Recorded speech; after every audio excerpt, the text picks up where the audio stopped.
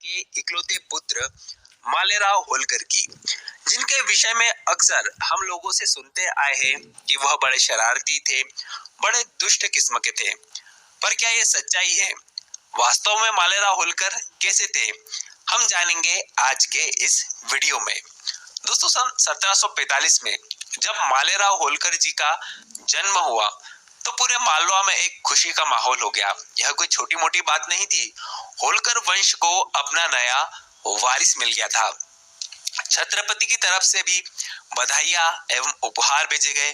पेशवा ने भी उपहार एवं बधाई संदेश भेजे थे। अब दोस्तों, धीरे धीरे समय बीतता गया और इसके लगभग 3 साल के बाद अहिल्या माँ को एक पुत्री की प्राप्ति हुई, जिसका नाम रखा गया मुक्ताबाई। अब मालेराव बड़े भाई और मुक्ताबाई छोटी बहन दोनों धीरे धीरे बड़े हो रहे थे। मालेराव अक्सर अपनी छोटी बहन के साथ शरारतें भी किया करते थे, जिसके लिए अक्सर उन्हें माँ अहिल्या से काफी डांट भी पड़ती थी। अब दोस्तों, जैसे जैसे मालेराव होलकर बड़े हो रहे थे, उनके व्यक्तित्व के कुछ गुण प्रकट होने लगे थे, जिसमें सबसे महत्वपूर्ण यह था उनका पशु प्रेम या पशुओं से लगाव, और वो भी छोटे मोटे साधारण पशुओं से नहीं, बल्कि हाथी, बाघ, शेर, चीते, इस तरह के जानवरों में, जंगली जानवरों में उनकी काफी दिलचस्पी थी। वह घंटों न घंटे हाथियों को पानी से नहलाया करते थे। उनके लिए एक विशेष स्नानगार भी उन्होंने बनवाया था। अब धीरे धीरे दादाजी मल्हारराव होलकर और माँ अहिल्या मालेराव को राजकाज के कार्य में धीरे धीरे इन्वॉल्व करने लगी थी। उन्हें समझाने लगी थी कि यह इतना बड़ा जो मालवा का राज्य है, यह किस तरह से चलता है। उनकी शिक्षा दीक्षा पर भी काफी ध्यान दिया जाने लगा था। परंतु अभी मालेराव सिर्फ 9 वर्ष के ही हुए थे, तभी 1754 में उनके पिता खंडेराव होलकर जी की मृत्यु हो जाती है कुम्हेर के युद्ध में। एक 9 साल के बच्चे के ऊपर से पिता का हाथ हट जाना एक बहुत बड़ी त्रासदी थी। इससे उबरने में मालेराव को काफी समय लगा। अब मल्हारराव होलकर मालेराव से काफी उम्मीदें संजोने लगे थे, क्योंकि अब मालेराव ही होलकर वंश के उत्तराधिकारी थे। बचपन में जो मालेराव का शौक था पशुओं का, वह किशोरावस्था में और परवान चढ़ने लगा। पहले उनका ये व्यवहार उनके माँ अहिल्या को खुशी देता था, परंतु अब उन्हें चिंता होने लगी थी मालेराव के इस व्यवहार को लेकर। और यह चिंता जायज भी थी, क्योंकि मालेराव की शरारतें अपनी सारी हदें पार कर रही थी।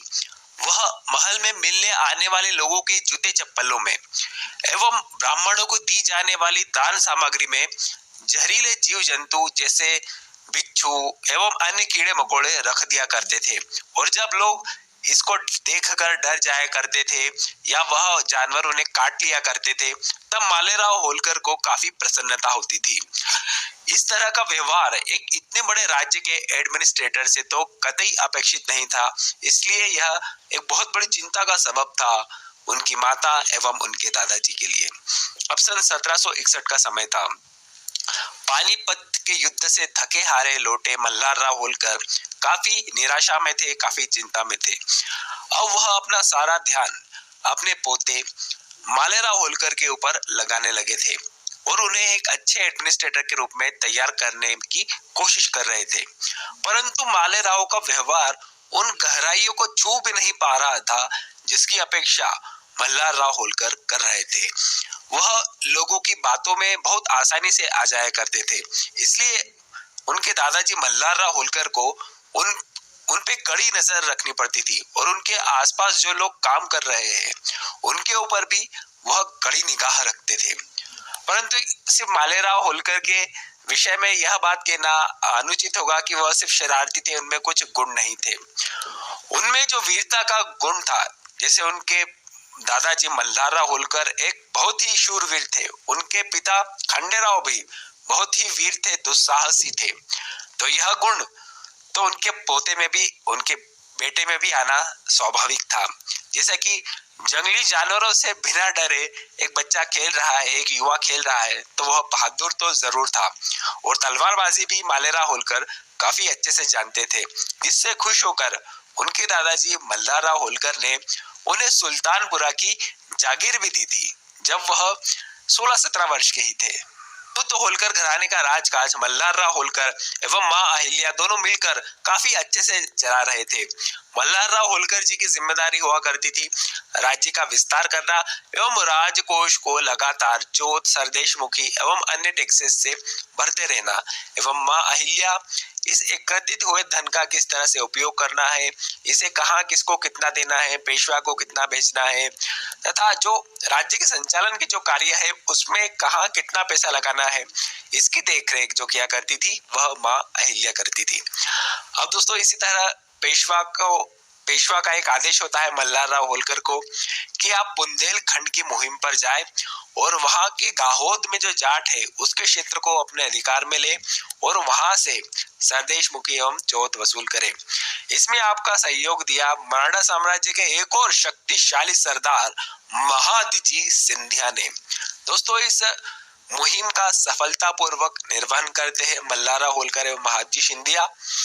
और इसके बाद अब मल्हारराव होलकर की उम्र काफी हो चुकी थी, वह काफी थक चुके थे लगातार इस तरह की मुहिम पर जाने से और इसी कारण सन 1766 में 20 मई सन 1766 में बुंदेलखंड के आलमपुरा में उनका निधन 76 वर्ष की आयु में हो जाता है और मराठा साम्राज्य के इस भीष्म पुरुष का अंत हो जाता है।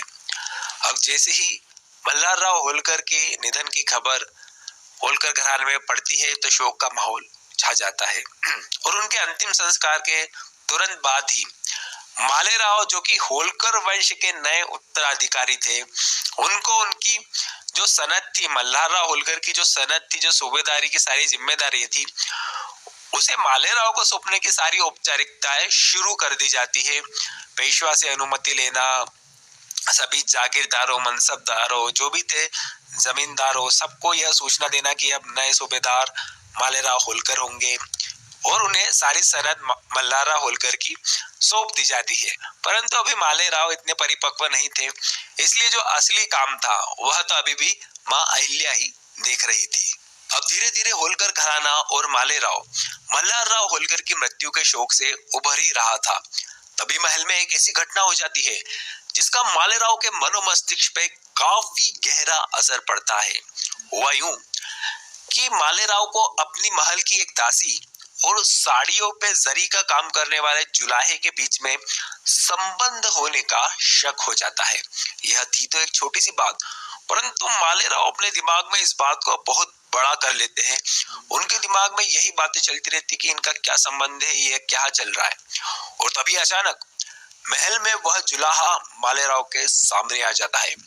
मालेराव उस पर टूट पड़ते हैं पूरी आक्रामकता से और उस पर जानलेवा हमला करते हैं, जिसमें तुरंत ही उस जुलाहे की मृत्यु हो जाती है। जब इस खबर का समाचार मां अहिल्या के पास जाता है तो वह काफी क्रोधित हो जाती है। वह मालेराव को डांट भी लगाती है और बाद में इस घटना की पूरी जांच पड़ताल भी करवाती है, जिसमें पता चलता है कि वह जुलाहा तो निर्दोष था। अब जब मालेराव को यह बात पता चलती है कि वह जुलाहा निर्दोष था तो मां अहिल्या तो उन्हें डांटती है, परंतु मालेराव खुद आत्मग्लानि में डूब जाते हैं कि मैंने एक निर्दोष की हत्या कर दी। मैं देवी अहिल्या का पुत्र, जिन्हें न्याय की मूर्ति माना जाता है, उसके द्वारा एक निर्दोष की हत्या हो जाने का कलंक यह होलकर घराने पे मेरी वजह से लगा। इस सदमे में मालेराव काफी गहरे अवसाद में डूब जाते हैं। उन्हें तरह तरह के भ्रम होने लगते हैं। लोगों को यह लगता है कि उस जुलाहे का भूत मालेराव के सर पर चढ़ गया है, परंतु वास्तविकता यह थी कि उन्हें मानसिक तनाव काफी हद तक बहुत गहरा उनके दिमाग पर असर डालने लगता है। मां अहिल्या स्वयं उनकी देखरेख कर रही थी, परंतु 5 अप्रैल सन 1767 में मालेराव होलकर की मृत्यु हो जाती है इसी मानसिक तनाव के कारण। अब दोस्तों मालेराव की मृत्यु को लेकर लोगों में कई तरह की कहानियां एवं भ्रांतियां व्याप्त है, जिसमें एक कहानी कुछ इस तरह की है कि मां अहिल्या ने ही किसी अपराध के दंड स्वरूप अपने पुत्र मालेराव होलकर को हाथी के पैर के नीचे दबवाकर मरवा दिया था। यहाँ उन्हें मृत्यु दंड दिया था। और दूसरी जो किंवदंती है कहानी उसके अनुसार कि एक बार मालेराव होलकर बहुत तेजी से रथ लेकर जा रहे थे और उन्होंने एक गाय के सामने ही उसके बछड़े को अपने रथ से कुचलकर मार दिया था। तभी जब ये बात माँ अहिल्या को पता चलती है तो वह भी मल्हारराव होलकर को उसी तरीके से मृत्यु दंड देती है, एक रथ के नीचे कुचलवाने के कारण। पर उसी समय वहां पर गाय आ जाती है और वह गाय उस रथ को रोक लेती है। इस तरह की भी एक कहानी काफी प्रचलित है, परंतु दोस्तों इन दोनों ही कहानियों के कहीं कोई ऐतिहासिक प्रमाण मौजूद नहीं है। अगर माँ अहिल्या अपने पुत्र को मृत्यु दंड का आदेश देती तो उसका कहीं पर तो लिखित प्रमाण मिलता कि यह राज आदेश जारी किया गया। इस बात का कोई भी लिखित प्रमाण मौजूद नहीं है। उनकी मृत्यु इतिहासकारों के मतानुसार प्रकृति की थी। अब दोस्तों आप स्वयं ही सोचिए कि क्या मालेराव होलकर पशुओं के प्रति क्रूरता कर सकते हैं, जिन्हें पशुओं से इतना प्रेम था, और वो भी सामान्य पशुओं से नहीं, बड़े खूंखार पशुओं से। तो क्या एक वो सामान्य से पशु की हत्या कर सकते हैं? तो यह काफी संदेहास्पद बात ऐसे ही लग रही है। तो दोस्तों ये था मालेराव होलकर के जीवन का वृत्तांत, जिसमें खामियां ही ज्यादा थी, खूबियां बहुत कम थी।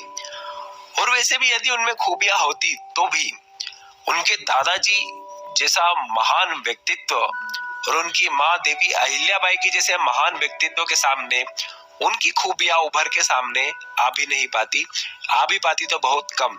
मालेराव को बहुत एक्स्ट्राऑर्डिनरी होना पड़ता कि अपनी अलग से छाप छोड़ने के लिए। और लोगों के मन में ऐसी धारणा भी बन गई थी कि यह काफी क्रूर है, तो उन्हें उसी नजरिए से आज भी देखा जाता है। उनका चाहे पशु प्रेम हो, चाहे उनकी शरारतें हो, वह लोगों के मन में आज भी, मालवा के लोगों के मन में आज भी व्याप्त है। मुझे भी याद है जब मैं बचपन में कोई शरारत किया करता था तो मेरी माँ मुझे कहती थी कि ये मालेराव पना कब छोड़ेगा। यानी कि वो भी मुझे कहती थी कि मेरे को भी बचपन से ही बताया गया कि मालेराव काफी शरारती था। तो दोस्तों मालेराव होलकर को हम होलकर वंश का एक ऐसा फूल कह सकते हैं